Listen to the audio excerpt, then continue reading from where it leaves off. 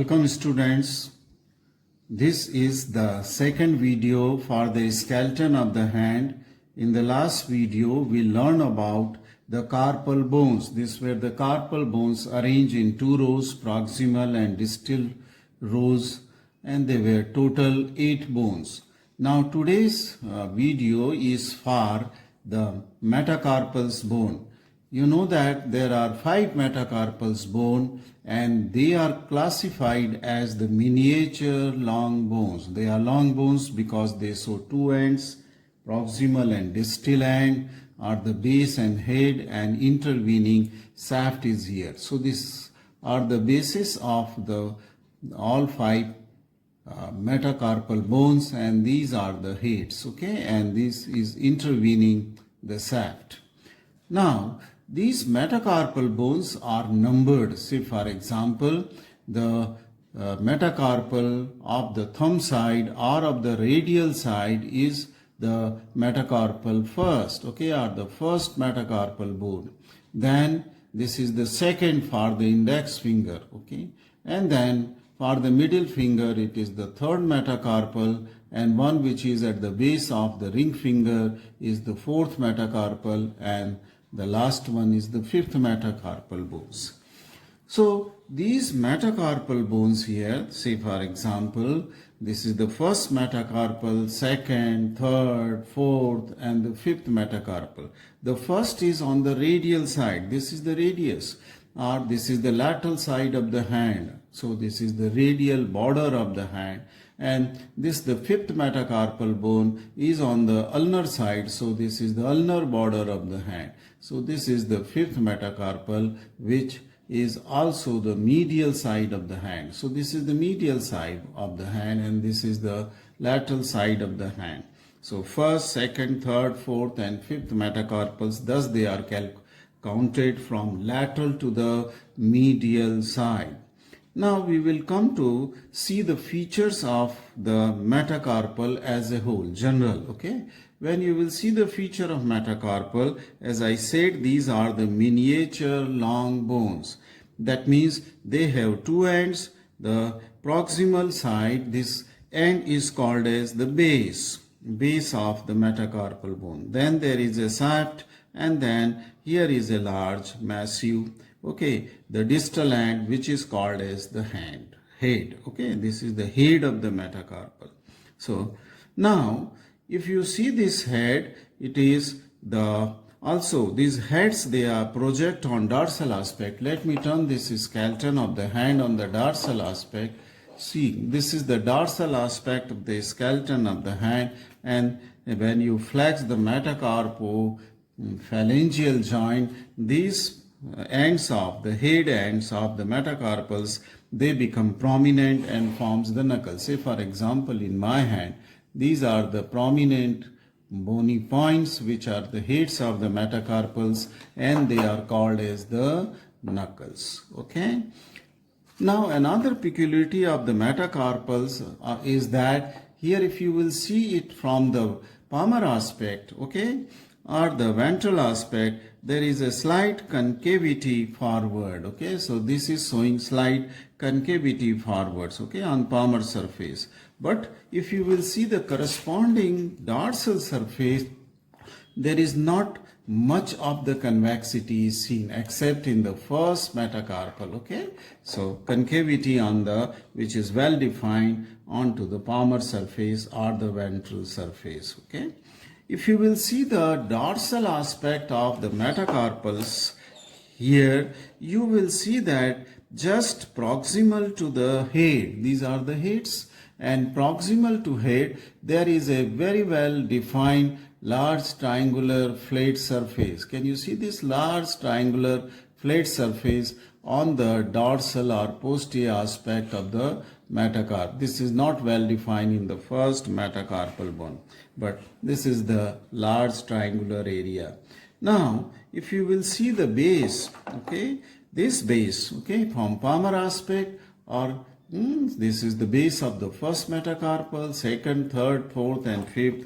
This quite expanded both from the dorsal aspect as well as from the ventral aspect, and the bases are irregular in shape. Okay, they are not having a regular because of the crowding of the bases. Okay, here to articulate with the distal row of the carpal bone, they become irregular. Okay, now if you see the metacarpals, the second, third and fourth and fifth, second, third, fourth and fifth, they are just arranged, okay, proximal in distal direction.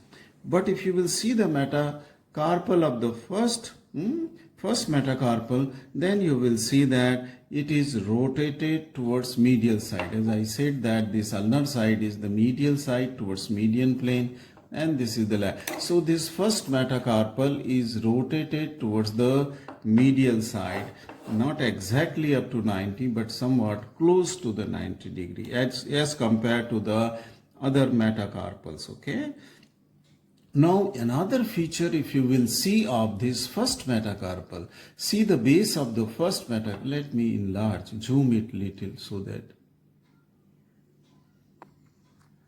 I think you can see now better. Okay, so if you will see the base of the first metacarpal, you will see that this articulates with only one bone, that is the distal row bone, first bone, okay, trapezium. So it is only articulating with the trapezium. Okay, it will, the base of the first metacarpal, as you will see, it will not articulate with any other bone except this carpal bone, trapezium. It will not articulate with the base of the second metacarpal, while the rest of the second, third, fourth and fifth bases, they will articulate with each other, as well as they will articulate with the distal row of the carpal bones. Okay, that is trapezoid, capitate and hamate. The remaining one will articulate here. I hope you have understood this important fact. Let's go further. Okay, and here I will tell you, once you have seen the metacarpals bone, okay, their parts, let me tell you the difference between metacarpals and metatarsals. Where are metatarsals? Metatarsals are present in the foot. Okay, so these are the metacarpals. They are called as corresponding bone. Okay, they are also miniature long bones. In the foot they are metatarsal. So what is difference? Because if metacarpals and metatarsals together are placed on the table of examiner, I am sure that he is going to ask you the differences between the metacarpals and metatarsal, how you will identify. Okay, their loose bones are lying. Now just see this diagram I have drawn for you. This is the diagram which will showing you here. It is the metacarpal. So this is metacarpal, and this is showing head, shaft and the base. Now, if you cut the shaft of this metacarpal, it is almost triangular. We are seeing this metacarpal from the dorsal aspect because this is a large triangular flat area is seen here. So this is the dorsal aspect and the base is quite irregular. So if you will cut a cross section through the base, it is quite irregular, maybe quadrilateral or meso-5 surfaces. And if you cut the section from here, that is from the shaft, then it is triangular. Okay, and this is having the anterolateral, anteromedial surface, dorsal surface and the ventral surface. There is a ridge-like thing, okay, present onto the metacarpal, right? But if you will compare this with the metatarsal, metatarsal is naturally longer than the metacarpals. One is the length. Second is that here the head is very narrow as compared to the head of the metacarpals. And if you will see the whole length of this, you will see that these metatarsals, they gradually become narrow. When they go towards the distal side, they become narrow. Okay, not like that the shaft of the metacarpal, which are almost same throughout from proximal to the distal direction. Here the narrowing is there. And if you will cut a section of the shaft of the metatarsal, then they are flattened from side to side. Okay, they are flattened from side. They are not triangular like this. And if you cut a cross section from the base, okay, this will be showing the larger dorsal surface, that is, and then the narrow the surface which is facing towards the plantar surface. So it is dorsal surface, and plantar means towards the sole. I must have taught you during the general anatomy video what is the dorsiflexion and what is the plantar flexion. So this is the dorsal surface of the. So these are some of the differences of the metacarpal and metatarsal. So you should be able to identify which is metacarpal and which is the metatarsal bone. Now let us come to the articulations, okay, of the bases. Okay, first we will see the articulation of the base of all these metacarpal bone. This is the base of the first metacarpal, right? And this articulates, as I say, with the trapezium, okay? And this articulation is the saddle type of the articulation. That is, it is convex in one direction but concave in the just opposite direction. Okay, so this is saddle variety of joint between the trapezium and between the base of the first metacarpal bone, the base of the first metacarpal. The first metacarpal, as I said earlier also, it only articulates with the trapezium. It does not articulate with the second metacarpal. Now let us see the articulation of the base of the second metacarpal.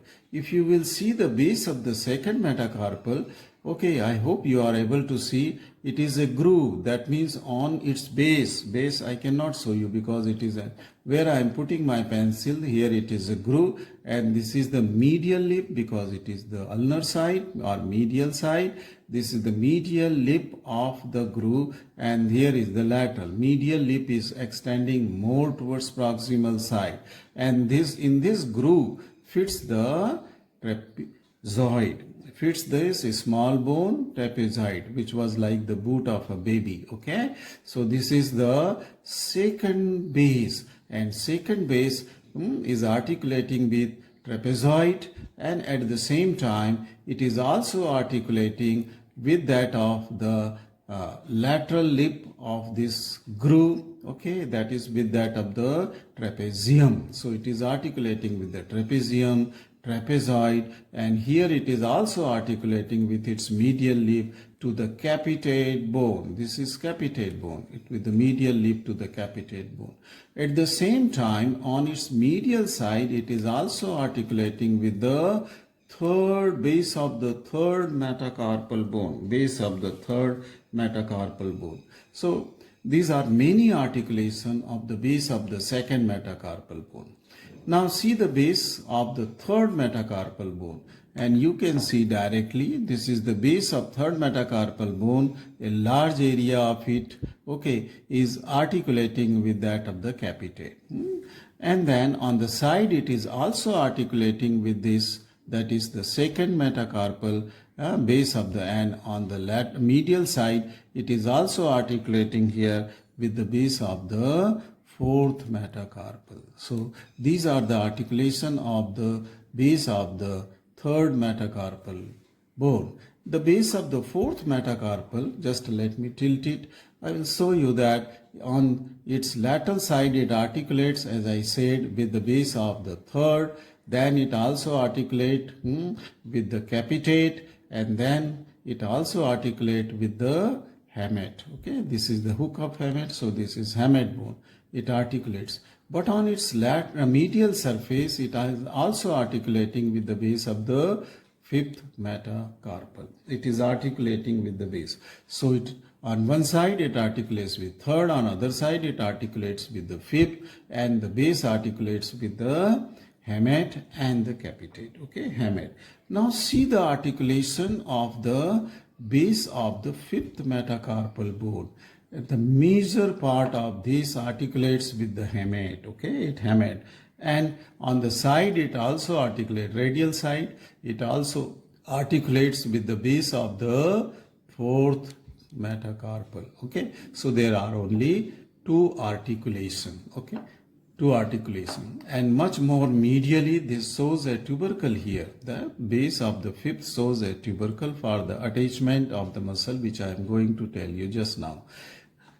Right, so these are the articulation of the base of the metacarpal bones, because they are multiple articulations, and these articulations, okay, between the carpal and that of the metacarpal is called as carpo-metacarpal articulation, while there are articulation between the bases of these metacarpal among themselves.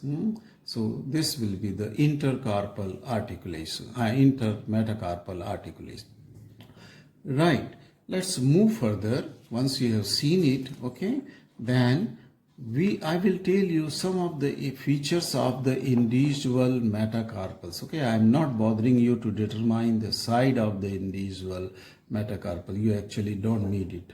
Okay, just see some of the features of the metacarpal. Let us come to the first metacarpal. What are its special features? This is the shortest of the metacarpal. Okay, its length is the minimum as compared the others metacarpals. And then, as I said, that it articulates only with the trapezium. Okay, this only one bone it articulates with the saddle variety of joint. Okay, concavo-convex joint it forms with these carpal bones. Okay, base. Now the dorsal surface, I said that if you will turn to the dorsal surface, this is the only bone which shows slight convexity.